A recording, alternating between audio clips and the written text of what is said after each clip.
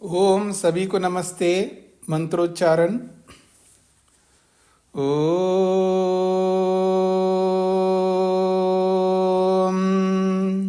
सहनाववतु सहनौ भुनक्तु सह वीर्यं करवावहै तेजस्विनावधीतमस्तु मा विद्विषावहै। ओम शांति शांति शांति। योग दर्शन की 109वीं कक्षा है। साधन पाद के 4 सूत्रों को हमने पूरा किया है। पिछले प्रसंग में कोई प्रश्न आपको हो तो पूछ सकते हैं।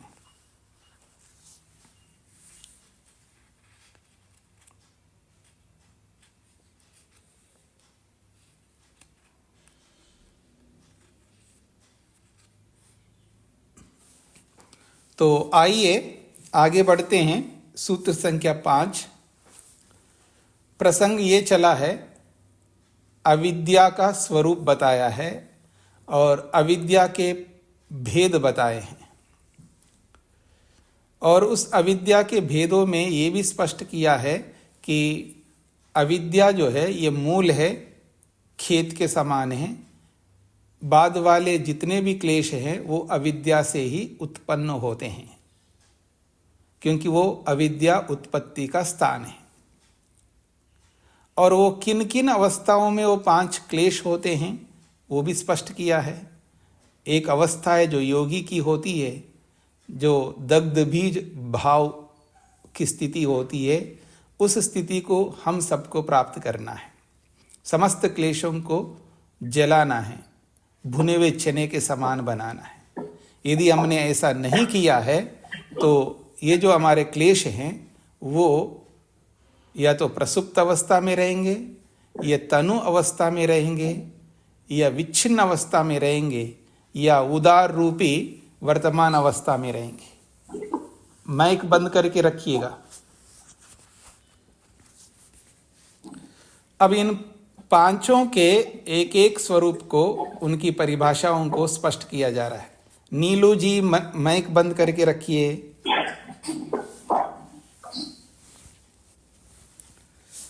तत्र अविद्या स्वरूपम उच्यते। अविद्या का स्वरूप, उसकी परिभाषा, उसके लक्षण को स्पष्ट किया जा रहा है।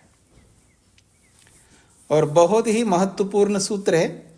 अनित्या शुचि दुखानात्मसु नित्य शुचि सुखात्मक ख्यातिरविद्या। अनित्या शुचि दुखानात्मसु नित्य शुचि सुखात्मक ख्यातिरविद्या। अनित्य, अशुचि, दुख और अनात्मा, ये 4 हैं। अनित्य, अशुचि, दुख और अनात्मा।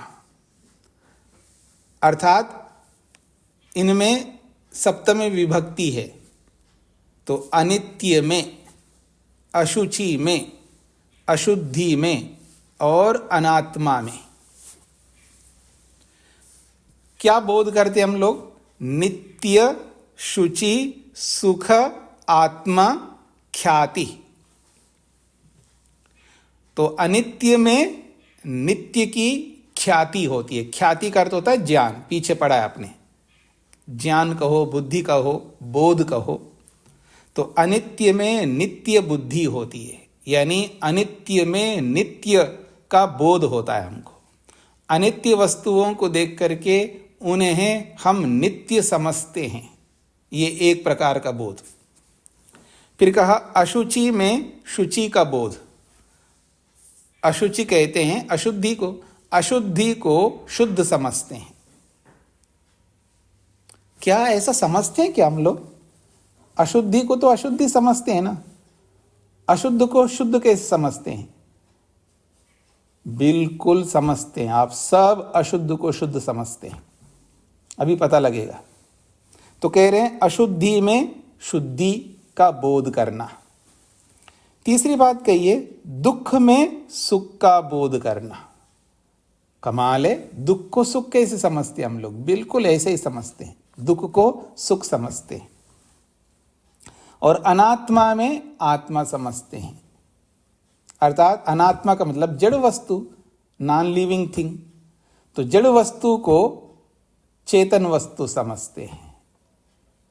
और ये सारा का सारा जो बोध है इसको ख्याति कहा है, यानी ये ख्याति रूपी बोध, ये जो ज्ञान है, इस तरह का बोध करना ये हमारे लिए अत्यंत हानिकारक है, क्योंकि ये सारा का सारा बोध कैसा है? अविद्या, ये अविद्या है। तो अविद्या किसे कहते हैं? तो कहा है अनित्य को नित्य समझना अविद्या है,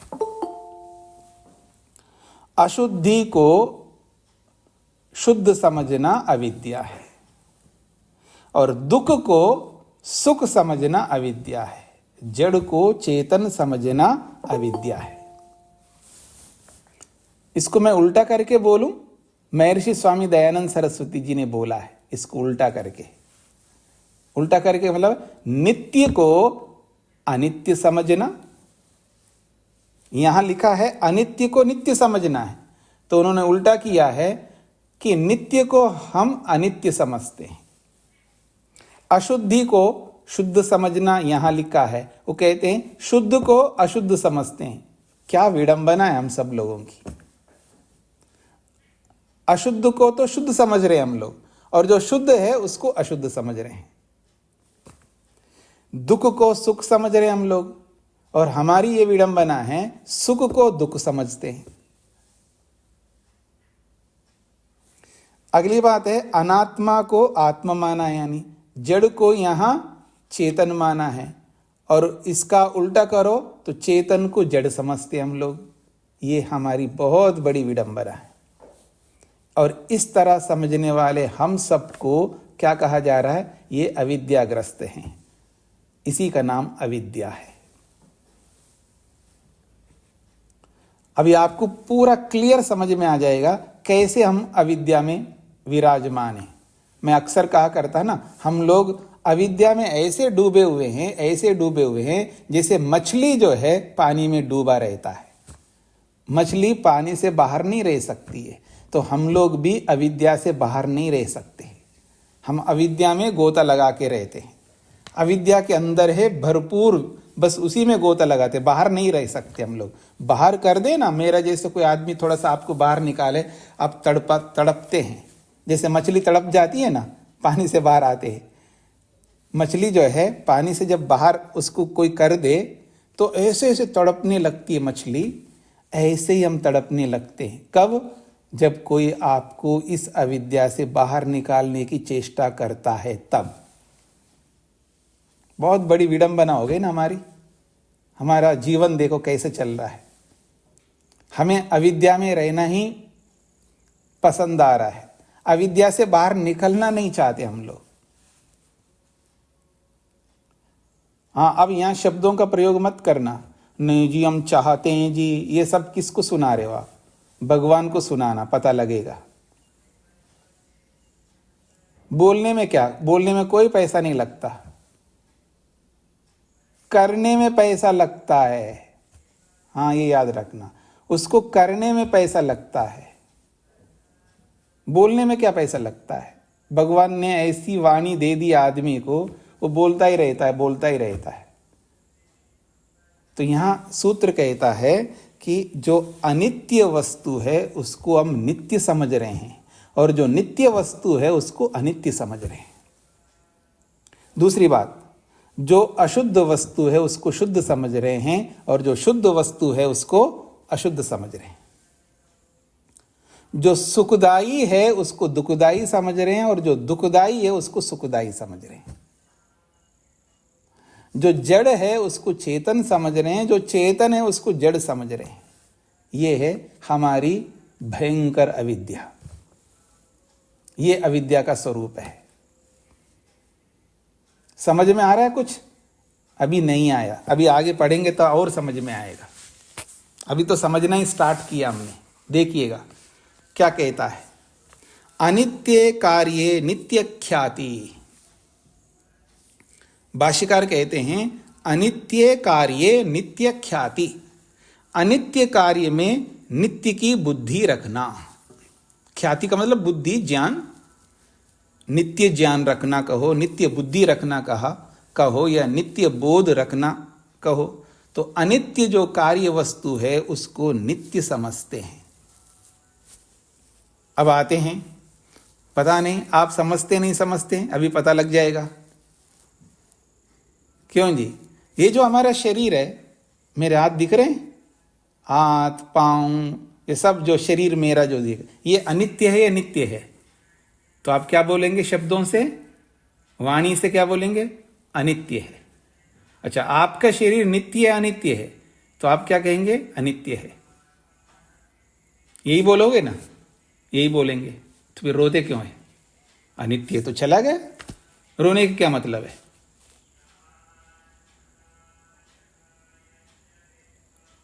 जो भी आप में से रोते हैं किसी के शरीर जाने पर, चाहे वो माँ का हो, पिता का हो, या पत्नी का हो, या पति का हो, या बेटे का हो, या बेटी का हो, या किसी का भी हो, जो आपके निकट के निकट का कोई भी हो, शरीर तो अनित्य है। जब अनित्य है का मतलब समाप्त होने वाला, तो समाप्त होने वाला तो समाप्त होता ही है ना। तो समाप्त होने पर क्यों रोते हैं आप? क्योंकि आप उसको नित्य समझते हैं।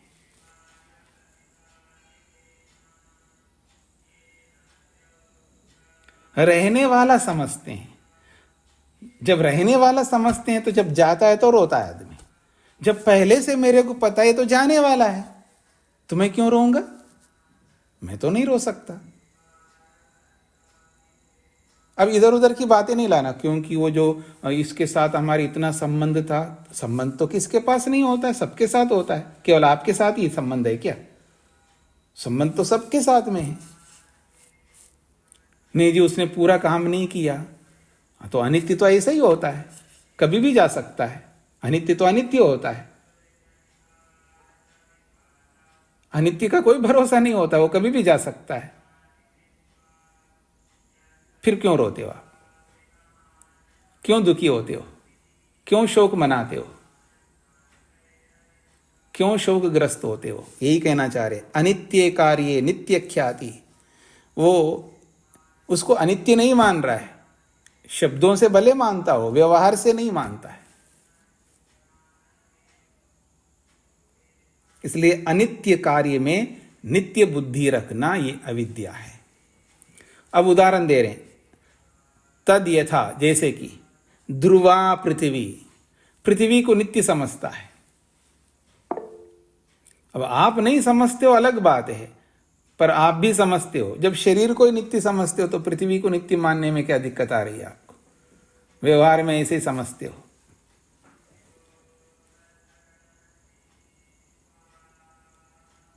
नहीं समझते?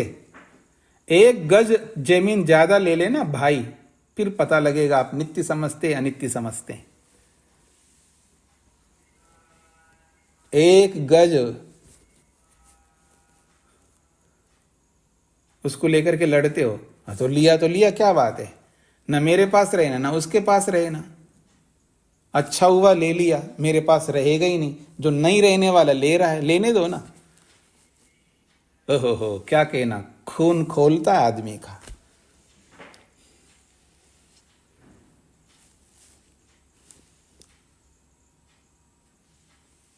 तो कह रहे हैं ध्रुवा पृथ्वी, ध्रुवा कहते हैं स्थिर रहने वाला, नित्य को ध्रुवा शब्द से बोला। ध्रुवा पृथ्वी अर्थात वो आदमी पृथ्वी को नित्य समझ रहा है।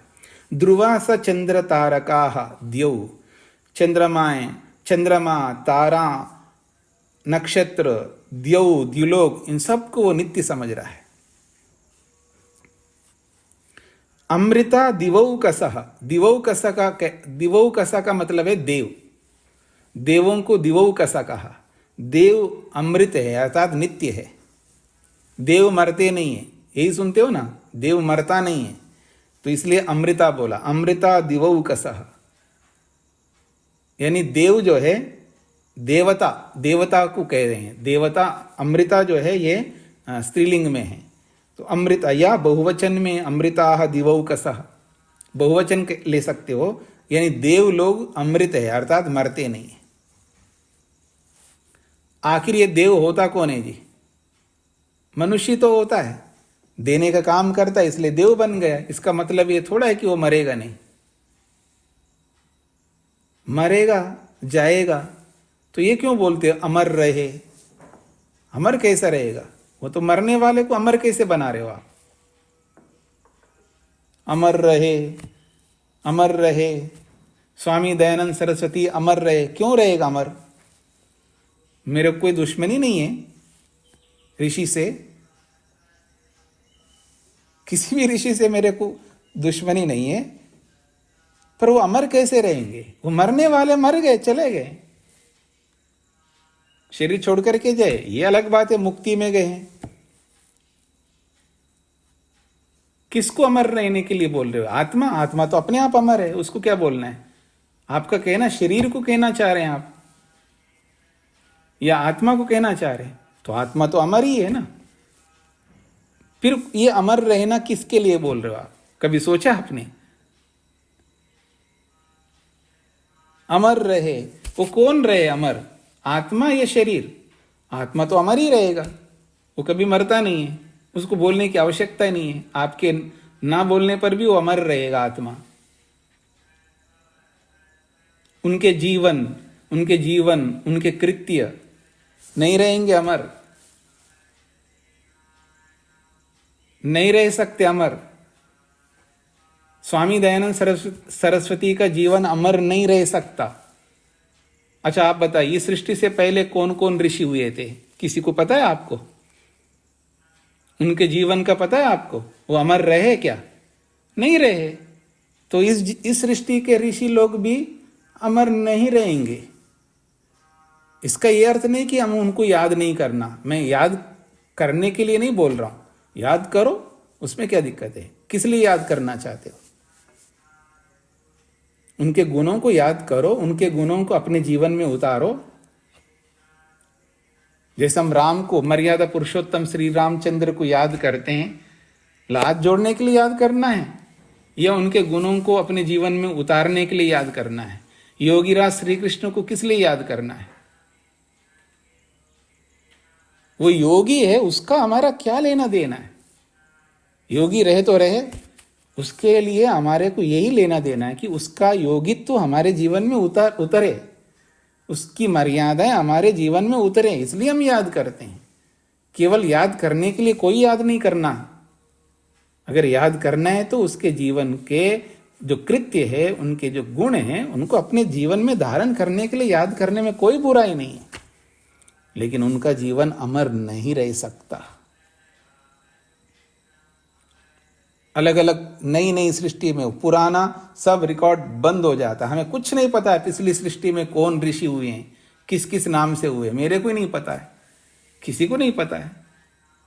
तो इस सृष्टि में जो ऋषि हुए हैं, जितने, पता नहीं कितने ऋषि हुए, पता है?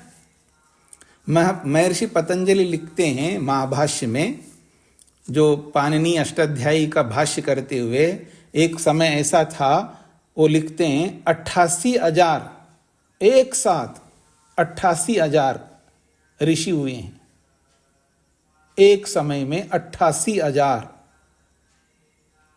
और उनमें से केवल 8 लोगों ने शादियां की है, बाकी सब आजीवन ब्रह्मचारी रहे। इतने ऋषि हुए हैं, उनमें से एक भी पता नहीं मेरे को, संख्या का पता है बस, क्योंकि उस महर्षि पतंजलि ने लिखा है।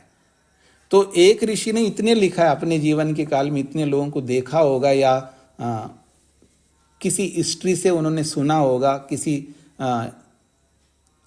क्या कहते हैं, आप्त व्यक्ति से सुना होगा, ये भी हो सकता है, या प्रत्यक्ष किया होगा, उनके सामने हुआ होगा, हम कल्पना ही कर सकते हैं। लेकिन कितने ऋषि हुए हैं सबका नहीं पता है हमको। तो कोई भी देव अमर नहीं रह सकता। इसलिए जो अमृता दिवो कसा, देव अमृत है, अमर है, ऐसे जो मानता है, अविद्या है।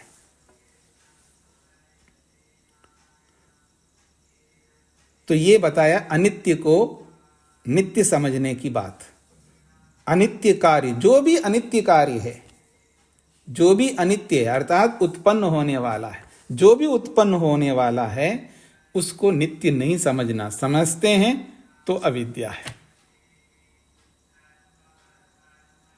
तो जितने भी ऋषि लोग हैं उनके जो कार्य वो सब उत्पन्न हुए, उन्होंने उत्पन्न किया है, उत्तम कार्य किए हैं, समाप्त हो गए। जब तक हमें याद रहेगा हम याद करेंगे, वैसा ही हम करने, वैसा कर्म करने के लिए याद करना है हमको।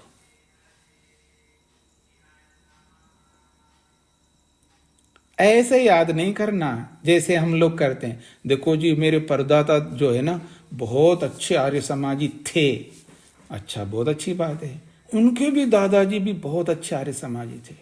हमारे परदादा का दादा जो है ना वो स्वामी दयानंद सरस्वती जी को देखा था, और मेरे दादाजी ने आर्य समाज के लिए ये किया वो किया। बहुत अच्छा है। आप क्या कर रहे हो? उन्होंने तो किया है, वो इतिहास है।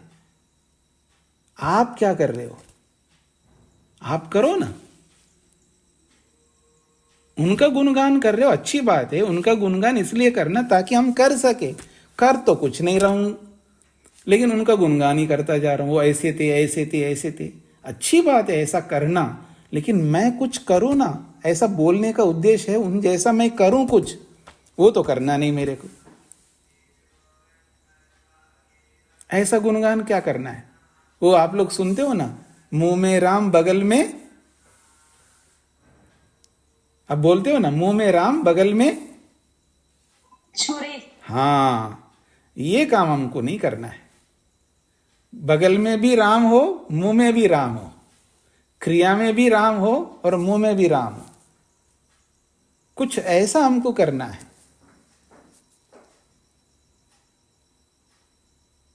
केवल हम अपने महापुरुषों को, ऋषियों को, अपने जो परिवार के जो बहुत महान लोग हुए हैं उनको केवल बातों से सम्मान नहीं करना। उनका सम्मान तभी होगा जब उन जैसे कर्म हम करेंगे, तब उनका सम्मान है। मैं पिता का सम्मान तब मानूंगा जब मैं पिता जैसा कुछ करूं, नहीं तो मैं पिता का अपमान कर रहा हूं। मैं कुछ ना करके केवल उनका नाम नाम मात्र ले रहा हूं, चाहे पिता का हो या महापुरुष का हो या ऋषि का हो, चाहे किसी भी व्यक्ति का हो। ऐसा मैं नहीं कर सकता। तो अनित्य को नित्य नहीं समझना है, और जो नित्य है उसको अनित्य नहीं समझना। और नित्य को अनित्य कैसे समझते हैं हम? अब कोई शरीर छोड़ करके जा रहा है, उसके लिए रोने की क्या बात है? वो दोबारा आएगा, वो तो आत्मा है, वो तो समाप्त होता नहीं है, इसमें रोने की क्या बात है? एक कपड़ा उतार के नया कपड़ा ले रहे हैं तो हमें खुशी मिलती है, पुराना चलो हट गया है तो नया मिलेगा, अच्छी बात है, खुशी मनाओ। एक चोला हटा करके दूसरे चोले को ले रहा है तो अच्छी बात है ना, उसमें रोने की क्या बात है? उसमें परेशान दुखी होने की क्या बात है? वो आत्मा नित्य है तो उसको नित्य मानो ना। नित्य आत्मा को लेकर के दुखी हो रहे हो, अनित्य हो गए, मर गया है, आत्मा कैसे मर सकता है? तो नित्य को अनित्य मत समझना और अनित्य को नित्य मत समझना। ये कभी मत समझना कि मैं नहीं मरूंगा, मैं तो ऐसे रहना चाहता हूं, ऐसा कभी मत समझना। ये समझना मैं तो मरूंगा ही, पता नहीं कब बारी आने वाली है मेरी, कब मरने वाला हूं, प्रतीक्षा में हूं मैं।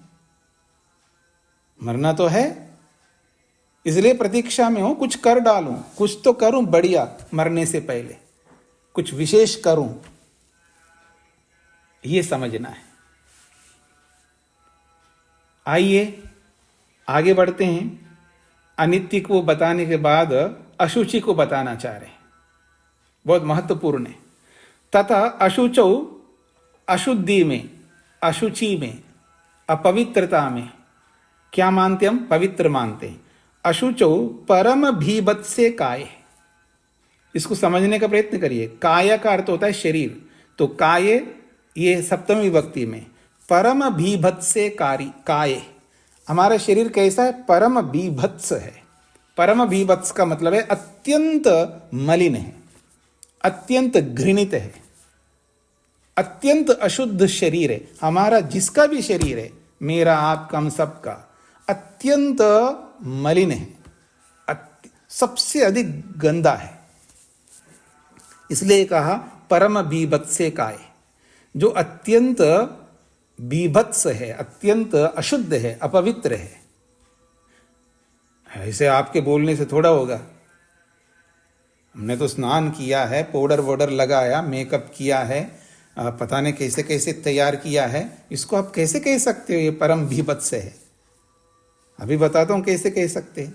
तो बोले स्थानात बीजात उपष्टंभान निस्यंदनान निधनादपि कायमाधेय शौचत्वात् पंडिताई असुचिम विदुः। ये श्लोक है, बहुत महत्वपूर्ण है।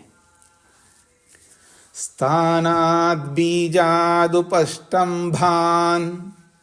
स्थानाद् बीजादुपष्टंभान निस्यंदनान निधनादपि कायमाधेय शौचत्वात् पंडिताय असुचिम विदुः।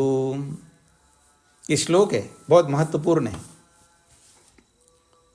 स्थानाद् बीजात् उपष्टंभान निस्यंदान निधनादपि कायमाधेय शौचत्वात् पंडिताय असुचिम विदुः।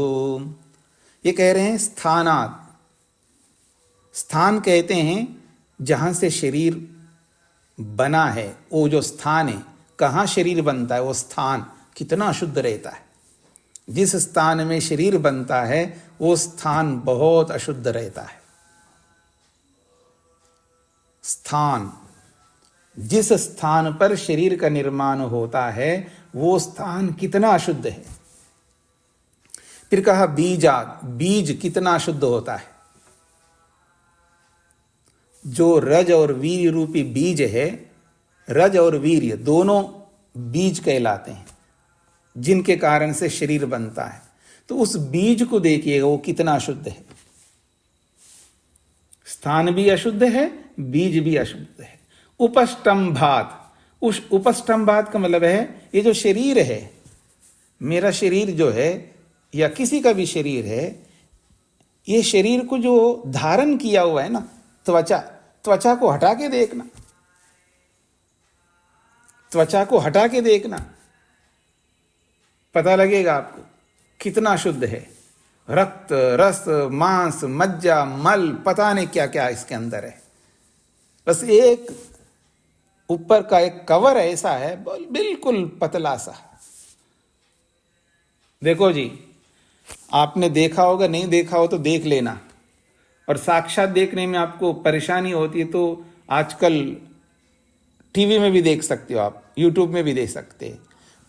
जो बकरी होती है ना, बकरी, उसका जब खाल निकाला जाता है, खाल कितना ऐसा निकालते हैं, खाल बहुत मोटा होता है, वो बहुत बढ़िया निकलता है खाल। भगवान करे भला कि मेरा खाल ऐसा ही निकाले कोई, एकदम बढ़िया, बिना टूटे, छेद हुए, ऐसा ही जैसे बकरी का खाल निकालते हैं तो कहीं बीच में छेद नहीं होता है। पर ये बहुत पतला है, लेकिन हुनर है व्यक्ति के अंदर।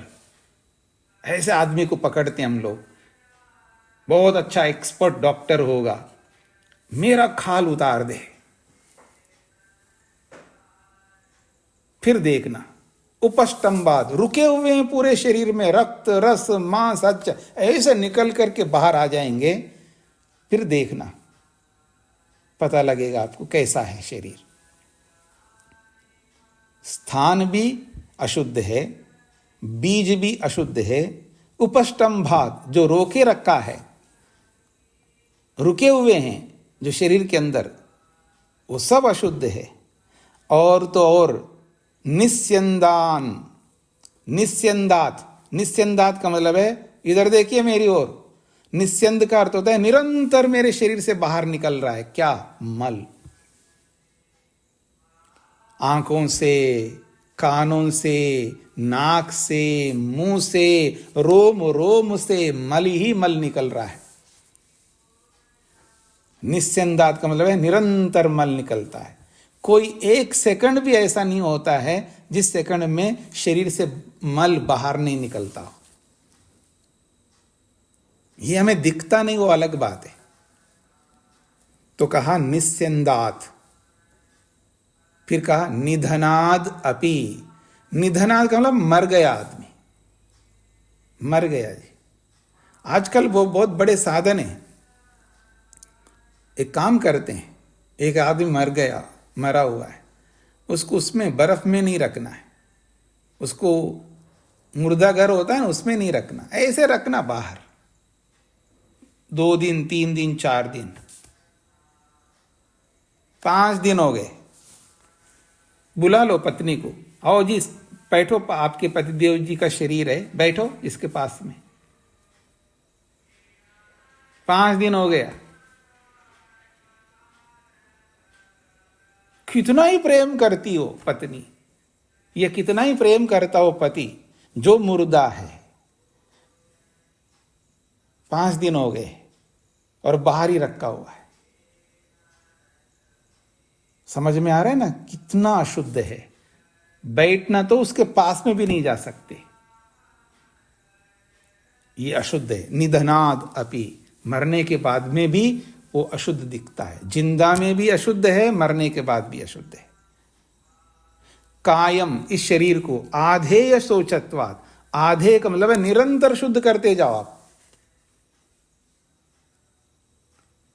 हाँ जी, वो सेलिब्रिटीज होते हैं ना, शूटिंग करते समय 1-1 मिनट में, थोड़े थोड़े देर में शरीर को संवारते रहते हैं, संवारते रहते हैं। आप उठने से लेकर रात को सोने तक 24 घंटे संवारते रहो। कायम आधेय शोचत्वात्, आधे मतलब निरंतर शरीर को शुद्ध करते जाओ, करते रहो, तो भी मल निकलता रहेगा, पसीना आता रहेगा। एसी में नहीं रखेंगे आपको, भयंकर गर्मी हो रही है, लू की तरह चल रहा है, फिर शूटिंग करना वहां पर, कोई एसी नहीं है, वहीं शूटिंग करना। शूटिंग कम, संवारना ज्यादा होगा। संवारते जाओ, संवारते जाओ, संवारते जाओ, लेकिन मल निकलना बंद नहीं होगा। कायम आधेय, आधेय का मतलब निरंतर शोचत्वात्, निरंतर शुद्ध करते रहो तो भी अशुद्धि निकलती रहे। पता नहीं कहां से निकल रहा है, इतना अशुद्ध निकलती जा रही है। इसलिए पंडिता, जो योगी लोग हैं, ये वो पंडित है, यहाँ योगी पंडित लोग है, अशुचिम विदु, इस शरीर को शुद्ध कभी नहीं मानते, अशुद्ध ही मानते। योगी जब किसी भी शरीर को देखता है, वो ऐसा ही देखता है कि ये तो अशुद्ध शरीर है। इसलिए योगी के मन में आकर्षण नहीं होता शरीर के प्रति। शरीर के प्रति उसका आकर्षण होता है जिस शरीर को जो व्यक्ति शुद्ध देखता है। अशुद्ध देखने वाला कभी आकर्षित नहीं हो सकता।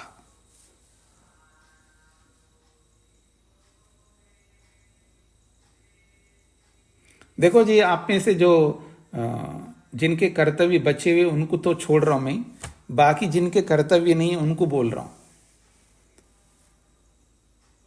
अब तो समझ लो, शरीर को अशुद्ध देखो, शरीर को अशुद्ध देखो, कितना बीभत्स है, कितना अशुद्ध है। मैं नहीं कह रहा हूं, महर्षि वेदव्यास कह रहे हैं यहां पर।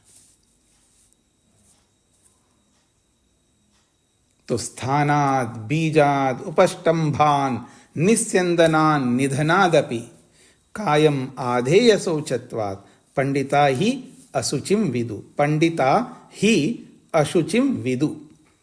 थोड़ा सा और संधि विच्छेद करके बोलता हूं। स्थानात पंचमी विभक्ति है, स्थानात स्थान से, बीजात बीज से, उपष्टंभात रोके रखने के कारण से।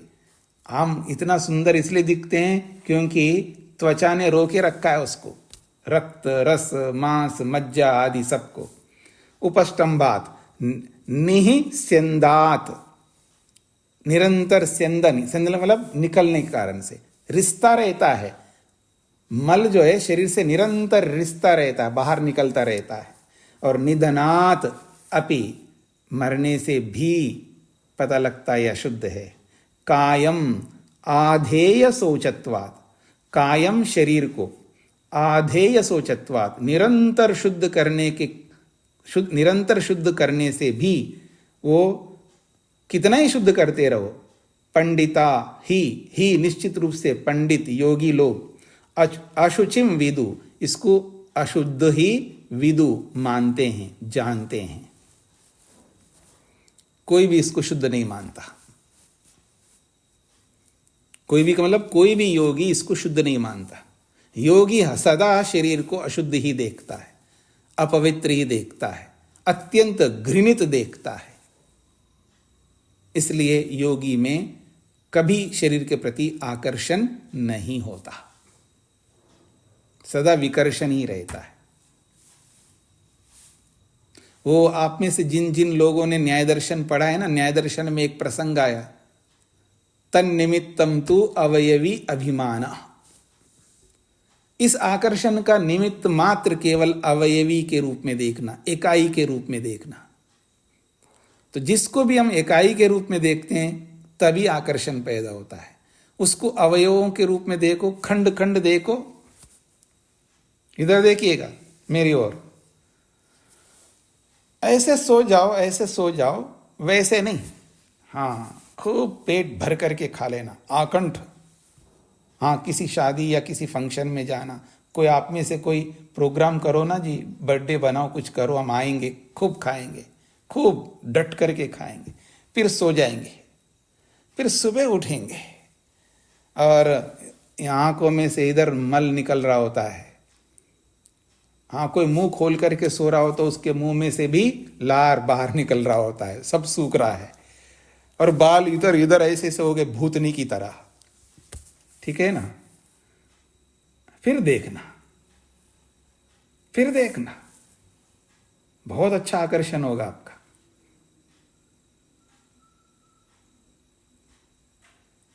ये तो थोड़ा सा मल बता दिया आपको, और इससे ज्यादा मल निकल रहे हैं, तब क्या करोगे?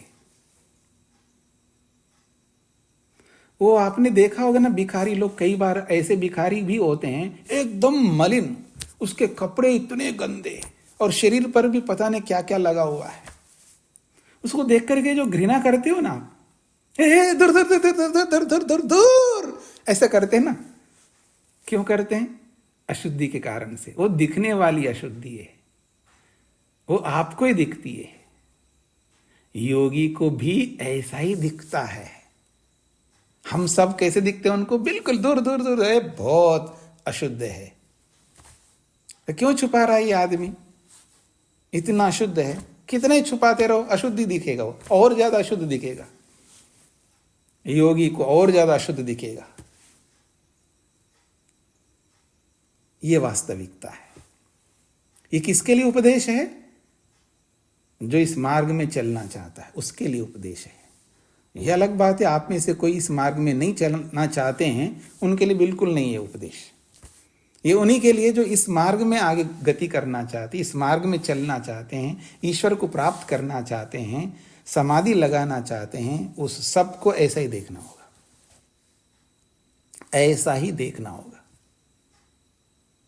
जो ऐसा नहीं देखता वो इस मार्ग में चल नहीं सकता, गति नहीं हो सकती।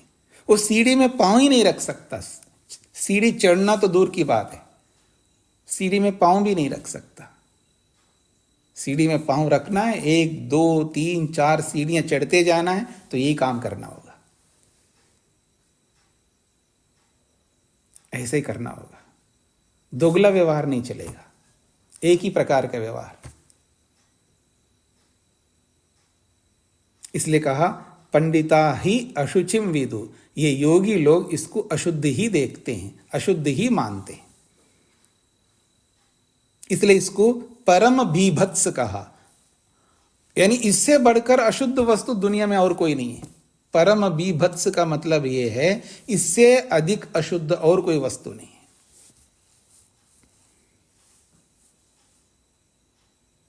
ये परम बीभत्स है।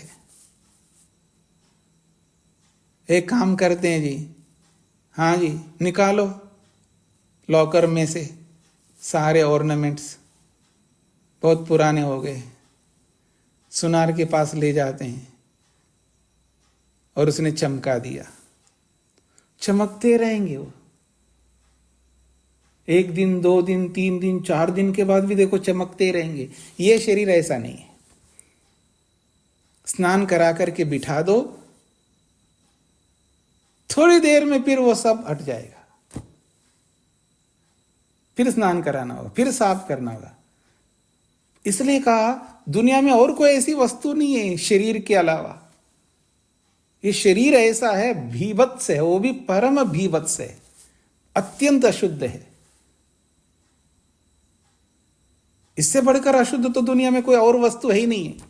जो प्राणीधारी शरीर है, जिसमें प्राण है, जिसको हम शरीर कहते हैं, ये ही परम भीभत्स है। इससे अधिक अशुद्ध तो दुनिया में कोई वस्तु नहीं है। परम शब्द इसलिए जोड़ा है, बस इससे आगे कोई है ही नहीं विशेषण। अत्यंत घृणित है, अत्यंत अशुद्ध है। इससे बढ़कर अशुद्ध वस्तु दुनिया में कोई हो नहीं सकती। ऐसे अशुद्ध वस्तु को, ऐसे अशुद्ध शरीर को क्या समझ रहे हैं हम लोग, क्या मान रहे हैं? देखो कैसे मानते हैं। इति अशुचौ शरीरे शुचि ख्यातिर दृश्यते। इति इस प्रकार से अशुचौ शरीरे, अशुद्ध शरीर में शुचि ख्यातिर दृश्यते, शुद्ध ज्ञान दिखाई दे रहा है उस व्यक्ति में, उसको शुद्ध देख रहा है।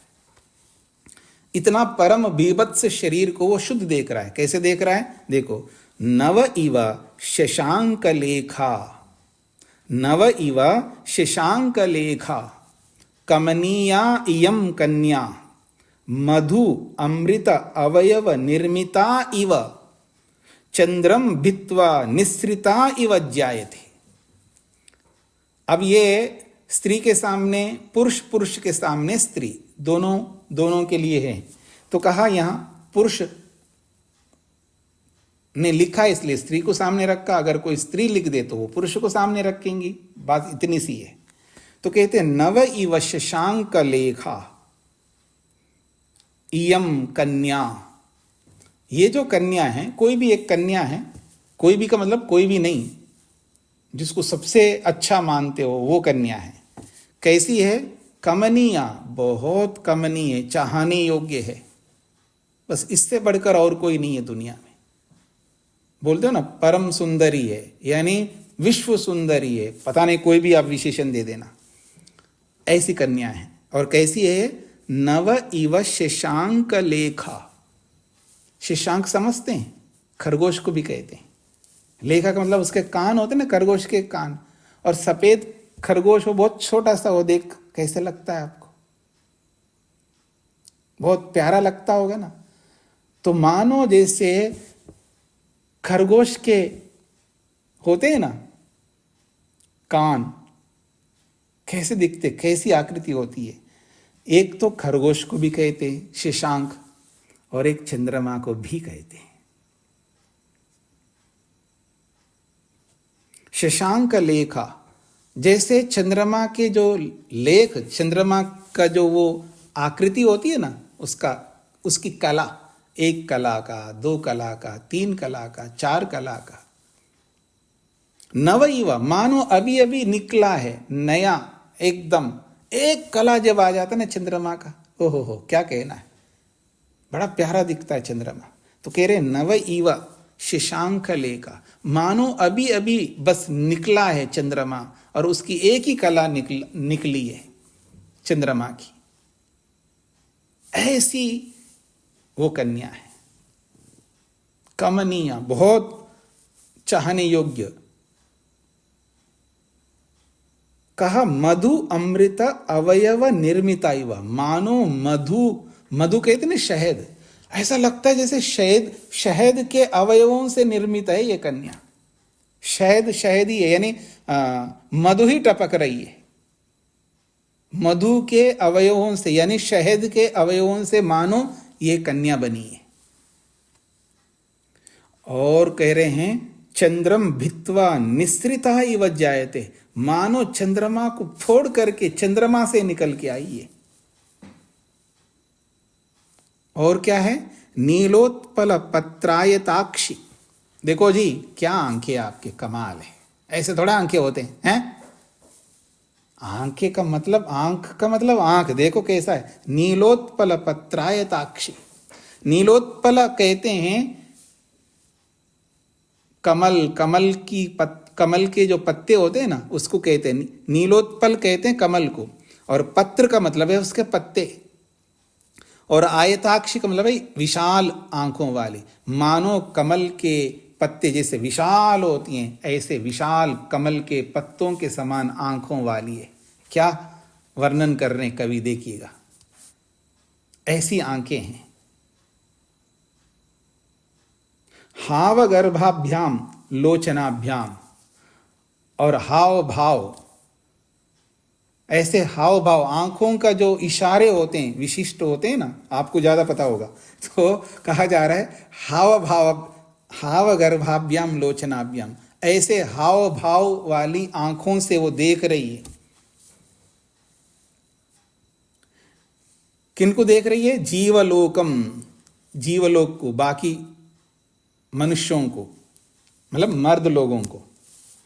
आश्वासयंती इव, मानो कि वो आश्वासन कर रही है। मतलब कन्या है तो कोई उसके लिए एक तो कोई दुनिया में बना होगा ना। अगर कोई कन्या है तो उसके लिए कोई तो बना होगा ना एक, उसकी प्रतीक्षा में वो खड़ी है।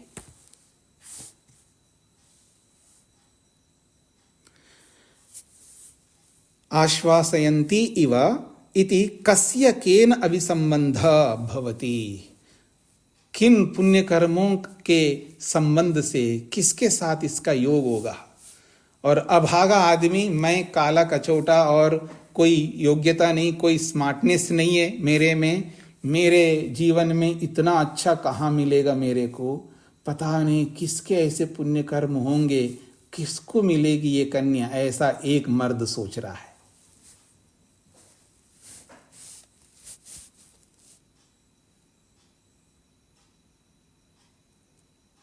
एवं अशुचौ शुचि विपर्यास प्रत्ययति, और वो क्या सोच रहा है, किसके लिए सोच रहा है। इतना बड़ा वर्णन किया है, इतना सुंदर वर्णन किया है, तो ऋषि कहते हैं अरे किसका वर्णन कर रहे हो, आकंठ डूबी हुई है वो अशुद्धि में, ये कहना चाहते ऋषि।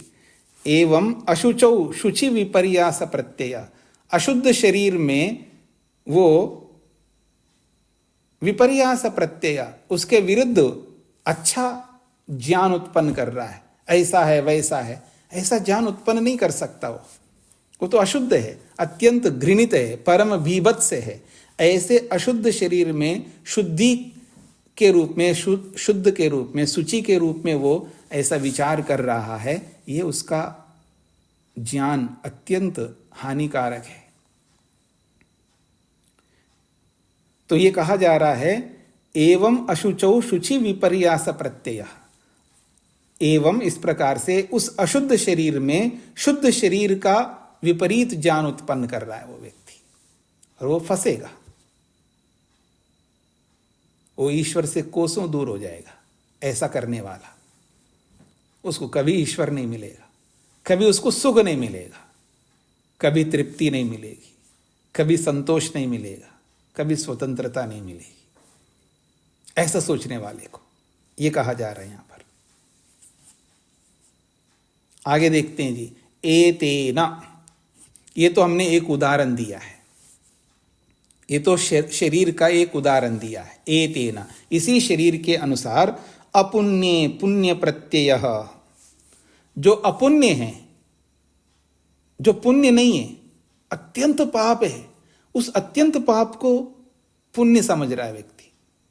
अपुण्य पुण्य प्रत्यय, जो अपुण्य है, अत्यंत घृणित पाप है, घोर पाप है, उसको पुण्य समझ रहा है। क्यों जी, आप में से कोई ऐसे समझते हैं? बिल्कुल समझते हैं।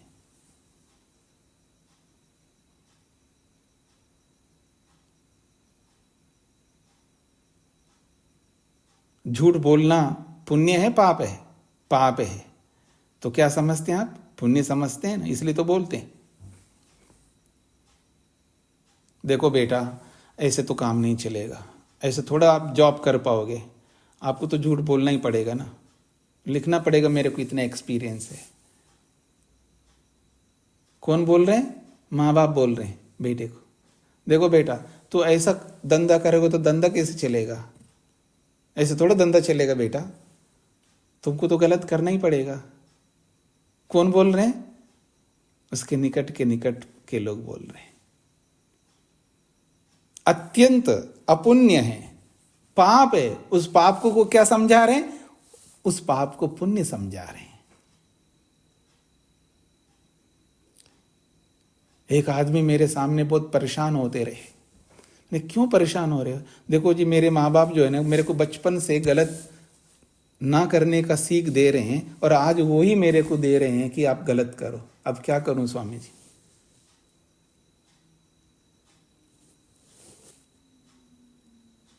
समझ रहे मेरी बात को? उल्टी पाठ पढ़ाते रहते हैं, उल्टा पाठ।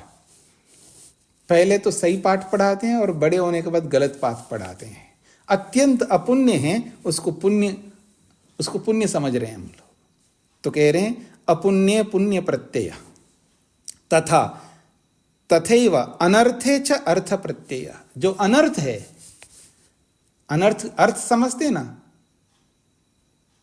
अर्थ का मतलब धन, धन को यहां अर्थ शब्द से बोला। जो अत्यंत अशुद्ध है उसको शुद्ध समझने लगते हैं। पैसा अपने आप में अशुद्ध नहीं होता है, पैसा को प्राप्त करने का जो स्वरूप है वो अशुद्ध होता है। जो पैसा आया है वो गलत ढंग से आया है, वो ढंग गलत है। पैसा अपने आप में नोट तो नोट है, पर उसको अनर्थ कहा है क्योंकि गलत ढंग से प्राप्त किया जा रहा है। उस अनर्थ को अर्थ समझ बैठे हम लोग। मतलब गलत ढंग से कमाना उसको अर्थ समझ रहे हैं, वो अर्थ नहीं है, वो अनर्थ है, ये कहना चाह रहे हैं। अनर्थे च अर्थ प्रत्यय। जो अनर्थ है, अशुद्ध है, गलत पैसा है। हाँ रुक जाना 1-2-3 महीने, मार्च अप्रैल में देखना क्या हालत होती है व्यक्ति की। अशुद्ध को शुद्ध बनाने के चक्कर में लगा रहता है।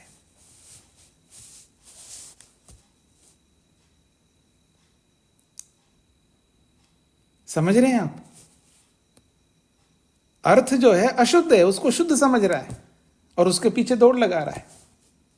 कह रहे हैं अनर्थे च अर्थ प्रत्यय। इनको भी समझ लेना है। महर्षि मनु महाराज ने अर्थ को लेकर के एक बहुत बड़ी बात कही।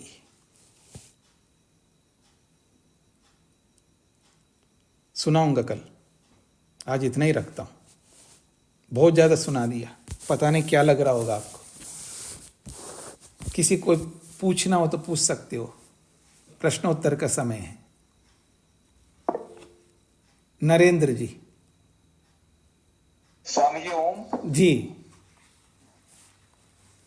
जैसा इस शरीर में ये पंच कोशों में ज्ञानमय कोश आनंदमय कोश भी है, तो इसको कैसे देखेंगे हम? ये शरीर से अलग है, किस श्रेणी में रखेंगे स्वामी जी इनको? देखिए शरीर को देखने के 2 पद्धतियां हैं। एक पद्धति ये है जो आज बताया, और जो आप कोशों की पद्धति जो बता रहे वो तो उन कोशों के माध्यम से हम ईश्वर की ओर बढ़ते हैं। तो शरीर जो है अत्यंत दुखदाई है और शरीर अत्यंत सुखदाई भी है। तो वो जो अन्नमय कोश, प्राणमय कोश, विज्ञानमय कोश, आनंदमय कोश जो आप बोल रहे हो वो सुखदाई वाले कोश है, वो आपको करना है। क्योंकि शरीर 2 काम करता है, हमको दुख देने का भी काम करता है और सुख देने का भी काम करता है। जब इस शरीर को ही अशुद्ध को शुद्ध मानकर किसके पीछे दौड़ेंगे तो ये दुख देगा, और इस शरीर को ईश्वर को प्राप्त करने का साधन बना करके इसको ठीक से चलाएंगे तो यही शरीर जो है हमको सुख देने वाला है। तो ये जो कोशों की बात आपने कही वो सुख देने वाली बात है, उसको वैसा मान करके ईश्वर की ओर बढ़ना आवश्यक है। जी धन्यवाद। हाँ शकुंतला जी। स्वामी जी प्रणाम। जी। ये दूसरा पैराग्राफ है, इसमें जो ये दूसरा पैराग्राफ है, इसे अशुचि शरीर, अशुचौ शरीर शुचि ख्याति दृश्यते नवेम शशांक लेखा कमली एवं कन्या। आगे ये वाली लाइन जो दूसरी, वहां से 2 लाइनें आप जरा स्पष्ट कर दीजिए। हाँ जी, आगे कहा मधु अमृत अवयव निर्मिता इव। संधि विच्छेद करके बोल रहा हूं। मधु अमृत अवयव निर्मिता इव। मधु शहद को कहते हैं। अमृत का मतलब जो भी हम कल्पना करते हैं अमृत का, वो अमृत। मधु और अमृत के अवयवों से बनी हुई है। ईवा का मतलब मानो ऐसा लगता है कि ये जो कन्या का शरीर है ये शहद से और अमृत के अवयवों से बना हो। जी। चंद्रम भित्वा, ये ऐसी नहीं आई ये कन्या, ये तो मानो ऐसा लगता है कि चंद्रमा को तोड़ करके उसमें से निकली है। भित्वा का तोड़ कर। हाँ, भित्वा का मतलब है तोड़ करके। चंद्रम भित्वा, चंद्रमा को तोड़ करके। निस्सृता इवा, उसमें से निकली है। इति इवा जायते, मानो चंद्रमा को तोड़ करके निकली वो, ऐसा जायते जाना जा रहा है, ऐसा देखा जा रहा है। नीलोत्पल पत्रायताक्षी। नीलोत्पल एक शब्द है। नीलोत्पल का मतलब कमल, और पत्र का मतलब होता है पत्ते। तो कमल के पत्तों के आकार वाली आंखें हैं इसकी। नीलोत्पल पत्र आयताक्षी, आयत का मतलब आकार। नीलोत्पल पत्र का मतलब है कमल के पत्तों के आकार वाली आंखें हैं इसकी। हाव गर्भाभ्याम लोचनाभ्याम, हाव भाव रूपी संकेतों से युक्त आंखों से जीवलोकम, मर्द लोगों को, मनुष्यों को, पुरुषों को आश्वासयंती, मानो वो आश्वासन देती हुई खड़ी है। तो किसी के लिए तो खड़ी है, कोई तो लेगा उसको। अब कोई ऐसा मर्द बोल रहा है, ऐसा आदमी बोल रहा है, कस्य केन अभिसंबंधा, किसके किन पुण्य कर्मों के कारण से इस कन्या का संबंध होगा, ये बात कही जा रही है। धन्यवाद स्वामी जी, धन्यवाद। हाँ जी, और किसी का कोई प्रश्न? रामचरण जी बोलिए, माइक खोलिएगा।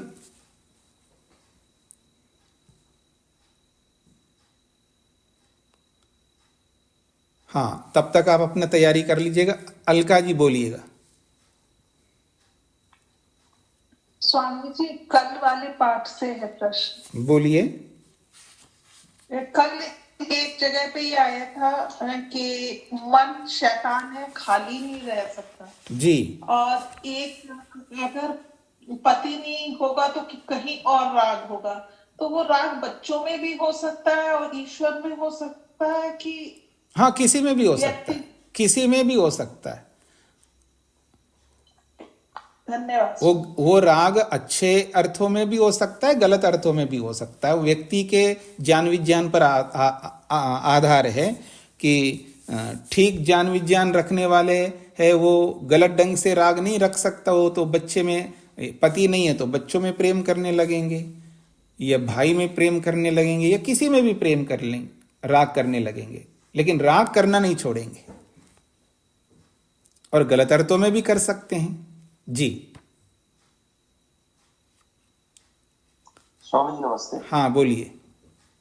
ये आखिरी वाले जो है ना दो, इनका समझा दीजिए स्वामी जी, समझ में नहीं आया।